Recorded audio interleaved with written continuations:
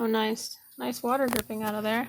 That would be figured out why our bilge pump wasn't working, and it was not because, actually this is a transfer pump. It's not because the seal kit's worn out of it, which it probably is not. It was because the fitting's broken off. The inlet fitting was hung on by about 1/8 of an inch of plastic left. And the outlet fitting was cracked in about halfway across, so no way it's going to pull water out of the bilge when it's got no line to pull from. So probably a silly question, can you still use that pump? Yeah, actually we're going to keep the pump. So these are two slightly different pumps. This one is a transfer pump, and this is the bilge pump. The bilge pump motor is dead, and these things are really loud. So what I'm going to do is put this motor on this pump. We're going to keep this, but we're also going to drop a submersible electric pump down into the bilge as a primary. So the large capacity one will be the secondary, and the submersible will be the primary. And then this transfer pump will be replaced by this. We'll have this as the body as spares.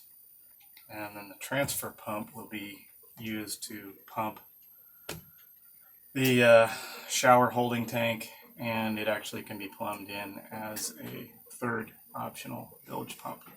So okay, that gives us options. Yeah, the first Here, project of the hold boat. on 1 second. I'm just thinking that people are probably hearing this panting. They probably think that I'm panting like a crazy maniac here with the camera, which is really funny. So I just was going to kind of turn a little bit down here and just show it's not me. It's the beast. Right here. So, okay. Keep going. So we have the first two projects are going to be working bilge pumps. Before we move this boat anywhere, I want to be able to make sure that we can actually empty the bilge if we run into any surprises. And then got to repair the seawater pump on the engine. Well, not repair it. It has a little leak on at the cover gasket, which is no big deal since we're going to do the impeller anyway. The impeller probably hasn't been done in 3 or 4 years.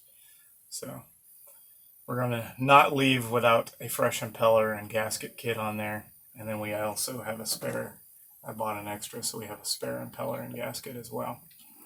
So today, if everything goes well, which it is a boat, so who knows whether everything's going to go well. But assuming it does, we will have working bilge and transfer pumps and a resealed or a new impeller in the engine for the seawater pump. Okay, that sounds reasonable. Hopefully. Hopefully.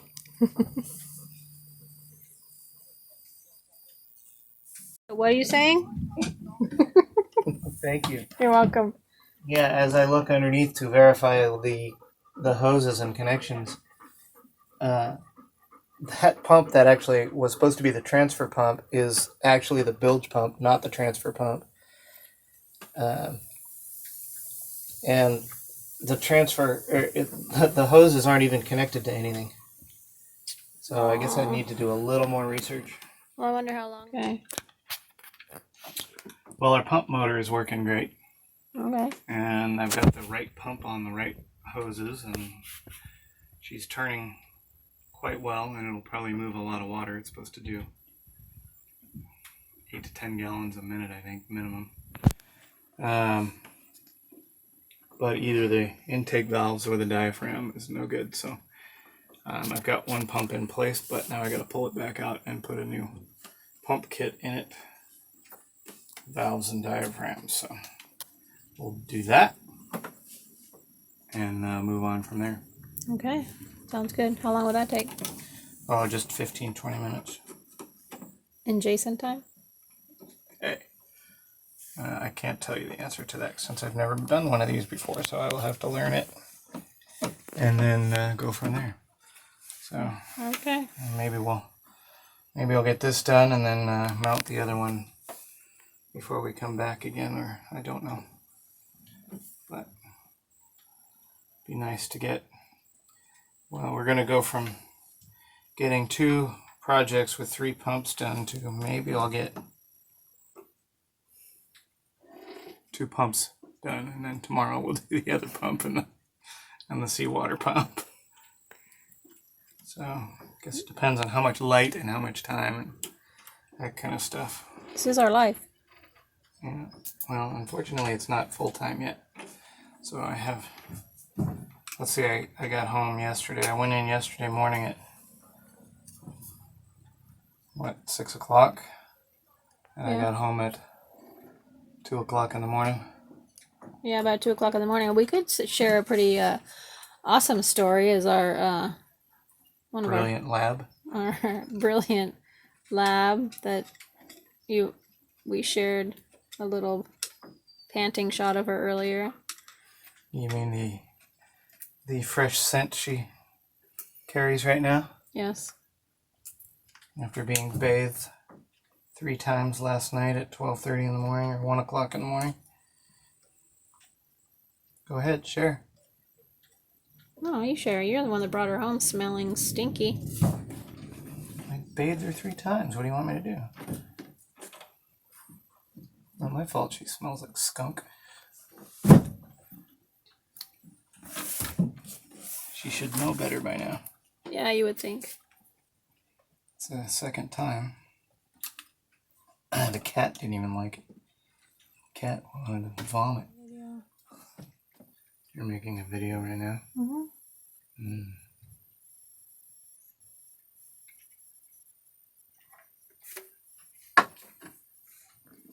Okay. That will mount right there quite well with the trash out of the hole. Inlet hose spot, outlet hose spot, wiring right there, out of the way, it won't bump. Need a wiring, need a little pigtail, and an adapter.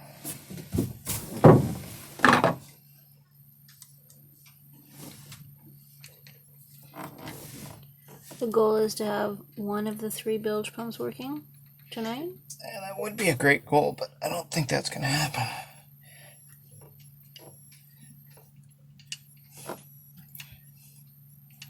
Looks like you're missing a few parts and things didn't quite work out the way you thought they would when we first got here to the boat this afternoon.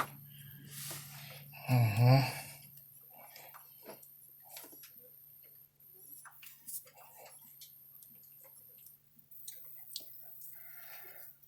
Well, as usual, I need a few parts, need some fittings, need some screws.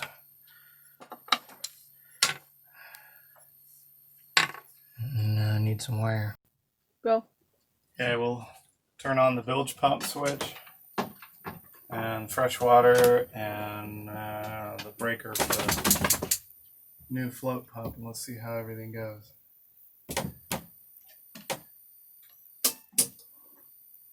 On and bilge pump and bilge pump salt. A nice quiet one. And the float switch is working. The other submersible is not on, which we know works. And let's go for the fresh water. Okay, that looks like a problem. What'd you do there? Well, I guess we know why the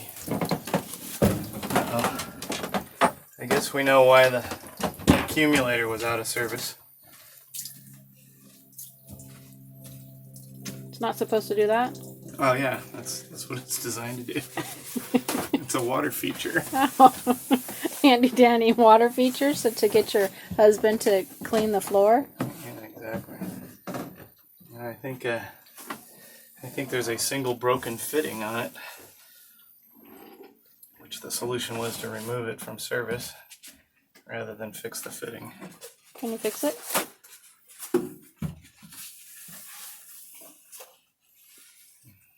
Is it worth fixing? I mean, is it something? Yeah, it'd be nice to have the accumulator. It keeps the water pressure even. Takes the pulsing out of a pressure pump like an RV that has that pulsing. Yeah. This will take that out, but it won't when it has a broken fitting.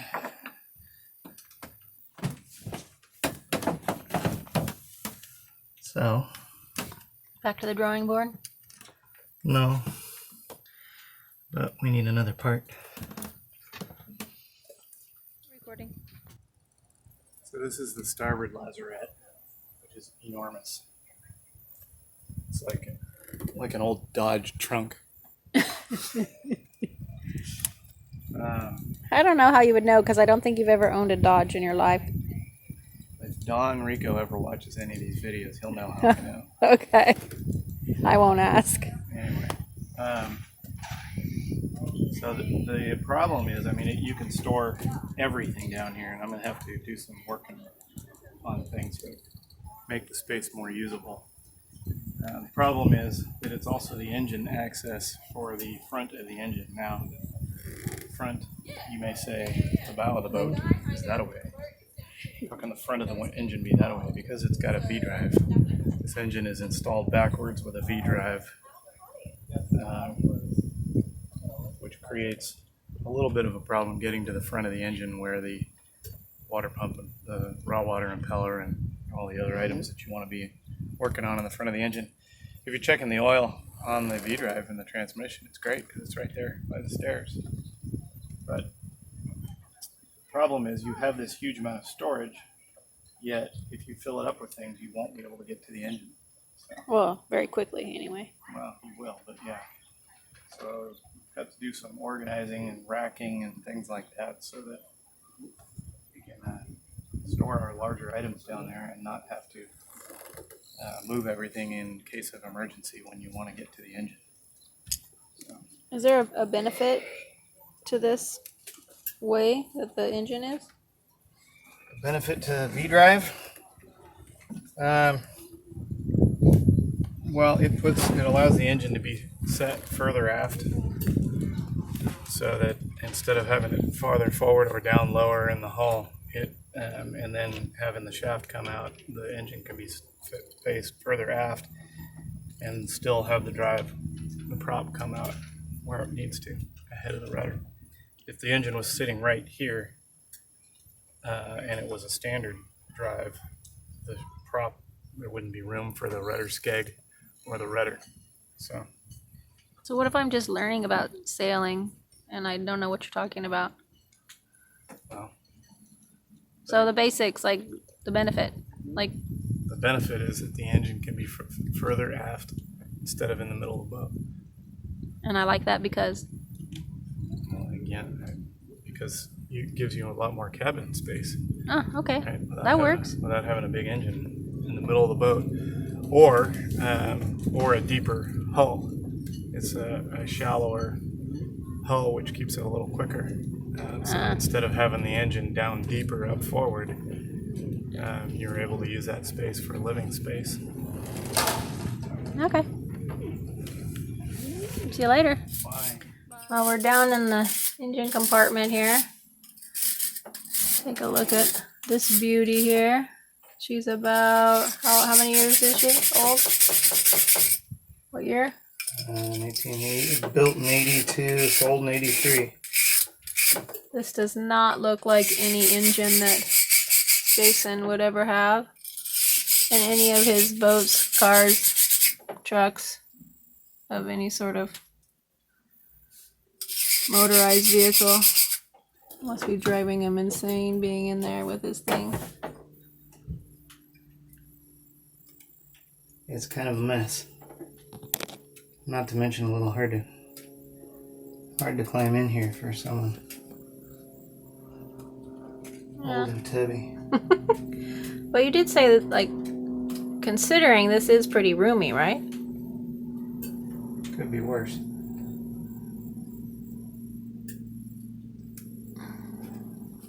Just wish the raw water pump was on the other side of the engine. Yeah, so you wouldn't have to be in there in that hole. Ow, that was felt good. Oh, there you are.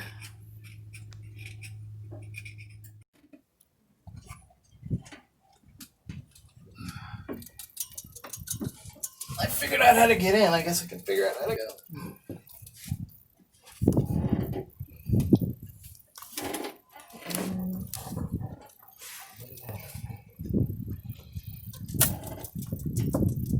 The dog's look is hilarious.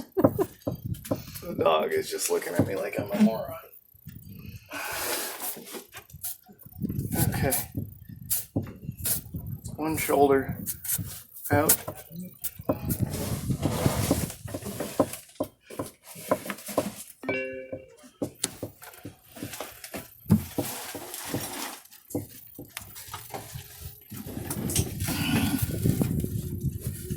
Okay. See? Piece of cake. Yeah, piece of cake. No problem at all.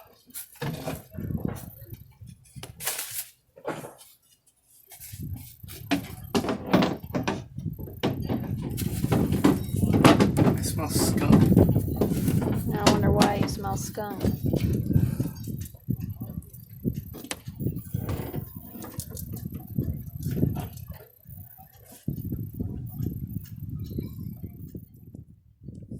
Well, how do you feel about our first cocktail hour out on the boat after I guess a long, not quite long, hard day's work on the boat, in the bilge, and in the engine compartment? Yeah, that was fun. Well, we got the wrong impellers That's and right. gaskets, so the impeller kits were not good. But that's okay. It'll let me take the impeller cover plate over and get it really cleaned up and corrosion proofed and painted. And then obviously get the right impeller. But I'm looking forward to going back in the hole there. Are you? No, I didn't think so. we'll get those two brackets for those two hoses though. That'll help too. Get all that done at once. And then I might just drop 50 gallons of simple green down there and find the biggest storm we can find. Hope it cleans up a little bit. It is pretty dirty down there. Holy cow. Yeah, it's terrible. Won't be forever though. You got a little... Oh, somebody woke up. Oh, our friendly neighborhood seal over there.